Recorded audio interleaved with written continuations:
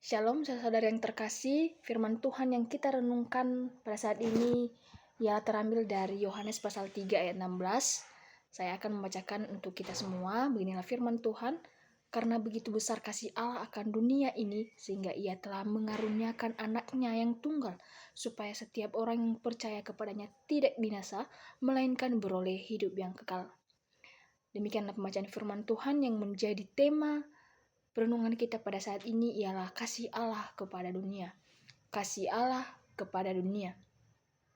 Bapak Ibu saudara yang terkasih, hari ini kita akan merenungkan salah satu ayat yang begitu akrab dan bahkan mungkin sering kita dengar. Isi dari ayat firman Tuhan ini bukan hanya sebuah ungkapan, tetapi inti pesan tentang kasih Allah yang begitu dalam, begitu luas dan nyata bagi setiap manusia. Nah, di dalam ayat ini kita menemukan pengungkapan kasih Allah yang sempurna. Untuk itu, kita akan merenungkan betapa Allah mengasihi dunia ini, meskipun dunia seringkali memberontak terhadapnya. Nah, melalui kasihnya, Allah mengambil langkah pertama untuk memulihkan hubungan dengan manusia, bahkan sampai mengorbankan anaknya yang tunggal, yaitu Yesus Kristus. Saudara-saudara yang terkasih, kasih Allah ini tidak terbatas pada suatu golongan, bangsa, ataupun budaya tertentu.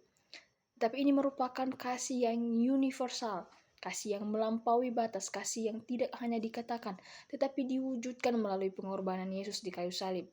Untuk itu, mari kita siapkan hati kita untuk memahami, menerima, dan merespons kasih Allah yang begitu besar ini. Nah, Bapak Ibu saudara yang terkasih, ayat ini tidak hanya menggambarkan kasih Allah yang luar biasa, tetapi juga mengungkapkan rencananya untuk menyelamatkan umat manusia. Untuk itu, dalam firman Tuhan ini saya bagi ke dalam 3 poin penting. Yang pertama, kasih Allah yang besar. Karena begitu besar kasih Allah akan dunia ini. Nah, kasih Allah melampaui batas pemahaman manusia. Karena Dia mengasihi dunia ini, meskipun dunia telah jatuh ke dalam dosa.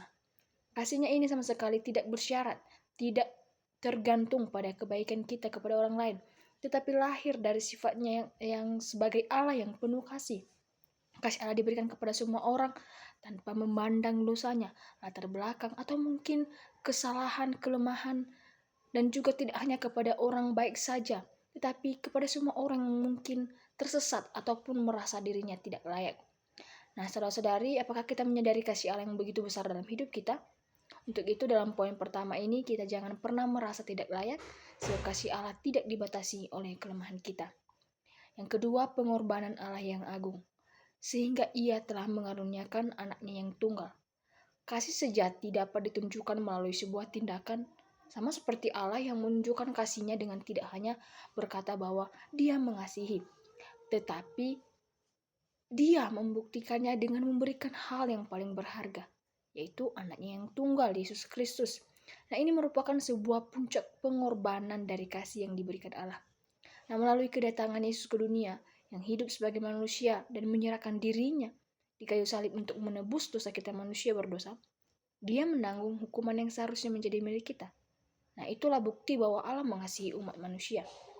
Saudara-saudari, apakah kita sudah menerima pengorbanan ini dengan sungguh-sungguh? Untuk itu, marilah kita menerima pengorbanan Yesus, karena itu adalah jalan satu-satunya untuk mendapatkan pengampunan dan keselamatan.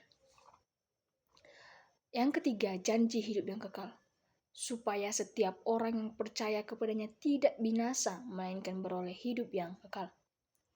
Allah tidak ingin siapapun manusia binasa, maka melalui iman kepada Yesus, percaya kepadanya, kita akan menerima hidup yang kekal, yang artinya bukan hanya kehidupan setelah kematian, tetapi juga hidup dalam hubungan yang indah dengan Allah mulai saat ini.